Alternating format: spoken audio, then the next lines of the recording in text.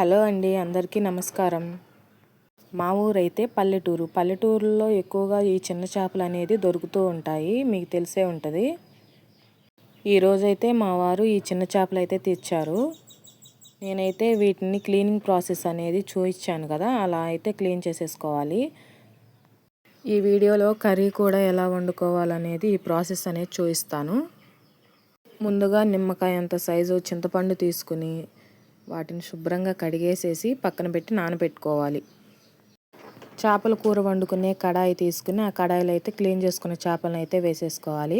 వేసిన తర్వాత ఉప్పు, పసుపు, కారం, ఉల్లిపాయలు, పచ్చిమిర్చి, నూనె, కరివేపాకు మొత్తం వేసేసి ఒకసారి నీట్గా కలిపేసుకోవాలి, ముక్కలకు ఉప్పు కారం పట్టేంత వరకు. ఈలోపు అయితే చింతపండు అయితే నానిన చింతపండు నుంచి గుజ్జు అనేది తీసేసుకోవాలి.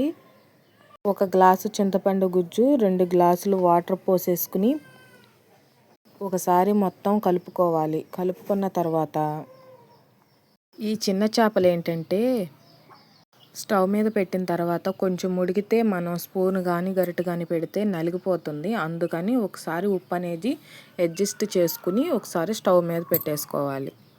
స్టవ్ మీద పెట్టిన తర్వాత గరిటె అనేది పెట్టబాకండి, మర్చిపోకుండా చేయాల్సిన పని అయితే ఇదే. కడాయికి 2 సైడ్స్ లిడ్స్ ఉన్నాయి. ఆ లిడ్ని పట్టుకుని ఇలా నేను వీడియోలో చూపిస్తున్నట్టుగానే కదపండి, గరిటె అయితే పెట్టకూడదు. ఈలోపు అయితే మసాలాని నేను మిక్సీ అయితే పట్టేసాను, వాటర్ లేకుండా మెత్తగా పట్టుకోవాలి. అల్లం వెల్లుల్లి పేస్ట్ వేసిన తర్వాత దగ్గరకు వచ్చేంత వరకు ఉడకనిచ్చేసి లాస్ట్లో కొత్తిమీర అనేది యాడ్ చేసేసుకోవాలి. కొత్తిమీర వేయగానే స్టవ్ ఆఫ్ చేసుకోవాలి. అంతే అండి. ఈ వీడియో నచ్చినట్టయితే ప్లీజ్ లైక్ చేయండి.